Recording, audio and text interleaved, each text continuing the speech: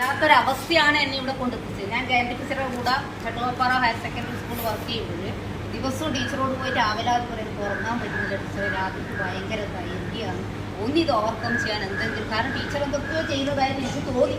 സംഭവം അതാണ്, മറ്റുള്ളവരടുത്തൊന്നും പറഞ്ഞില്ല. ഒരു ദിവസം പോലും നന്നായിട്ട് അധ്വാനിക്കും, സ്കൂളിൽ പോയിട്ട് രാപ്പകൽ എന്നവരുടെ രാപ്പകലെന്ന് പറഞ്ഞില്ല, ഫുൾ ടൈം വർക്ക് ചെയ്യുന്നു. പക്ഷെ വീട്ടിലെ പണിയെടുക്കും, ഉറങ്ങാൻ പറ്റും. ഒരു ഓളെ കണ്ണടിക്കാൻ പറ്റിയിട്ടുണ്ടെന്ന് വലിയ ഗുണമായിരിക്കും എന്ന് പറഞ്ഞ് ഞാൻ കുറേ മുന്നേ മരുന്ന് കഴിച്ചാൽ വീണ്ടും മരുന്നിലേക്ക് പോകാൻ താല്പര്യമില്ല.